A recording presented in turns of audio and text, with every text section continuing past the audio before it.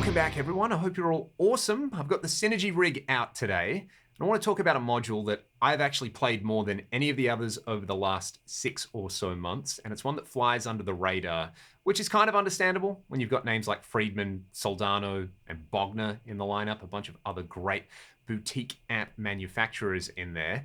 But the Synergy branded modules are really, really good workhorses, in my opinion. My favorite is the 800 module. You've got shared EQ, and then you've got a gain and volume control per channel. You also have a selectable bright cap per channel as well. So you can turn the bright cap on and off, which is really handy if you want to use, say, the first channel for a clean sound. You can switch the bright cap off and it doesn't get too shrill or zingy, and you can have it on for your crunch sounds on there. So PRS DGT, I'm in the split mode in the middle position, into the 800 module, into the Syn 5050 running in bridge mode. The depth and presence are both at around 11 o'clock. Marshall 1960 TV cab with an SM57 off axis. A little bit of post EQ from FabFilter Pro Q3 and a tiny amount of Soundtoys Little Plate reverb. Let's have a listen to the way I've got this first channel set up with the gain low, the bright switch off. I'll let you have a listen to what it does when I kick it in, and you can see the rest of everything on there. Let's hear it.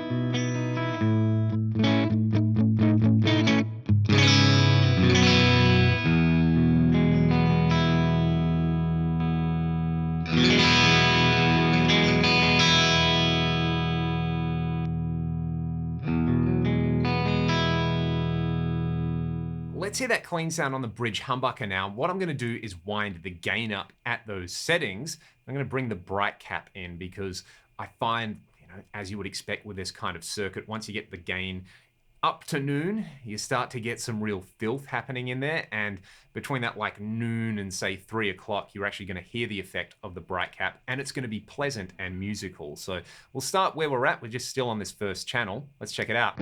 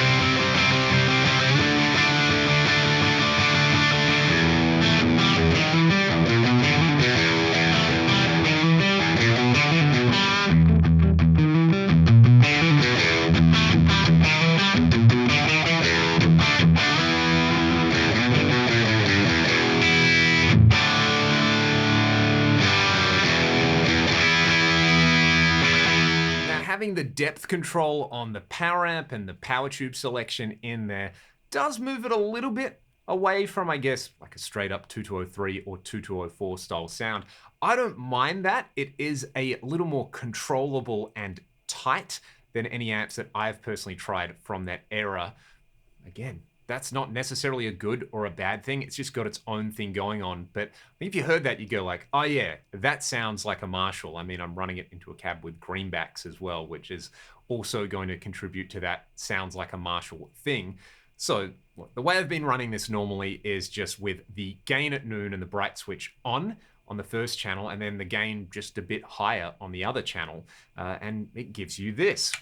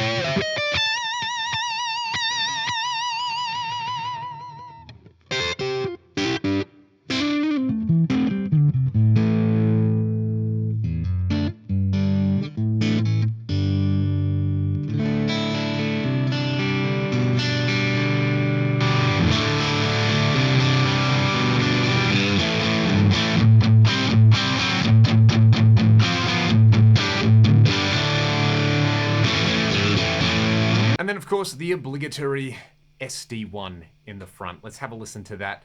I'll go back to that first channel I was using for some crunch and then go over to the second channel. I'll let you hear it with and without. Where do I have the drive? Quite low, quite high on the level. Tone control is up around 9 o'clock on there. Pretty similar to the settings that I see Uge Valaverta use a lot. You should go and listen to his channel if you like JCM 800 tones. This is for you, brother.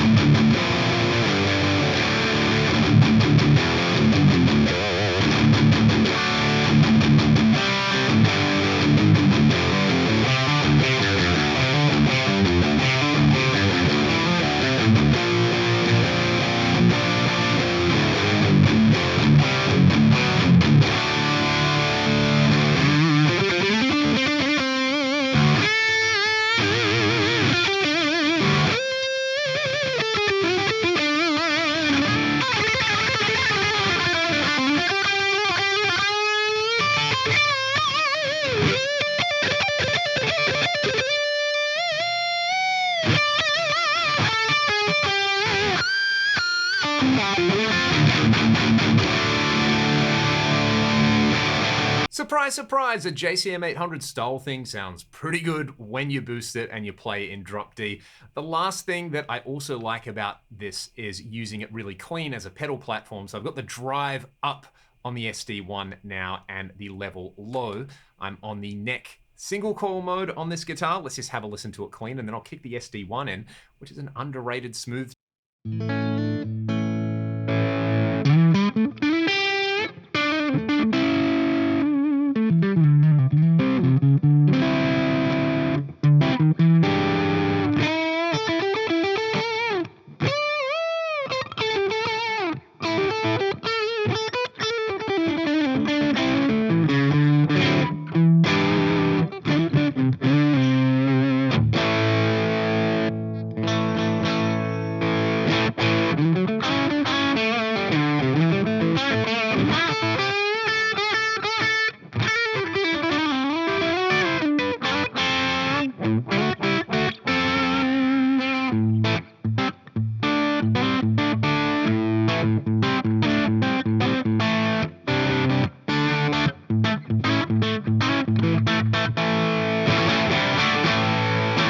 I've also got the TDLX module, which does some really sweet vintage Fender style tones on there.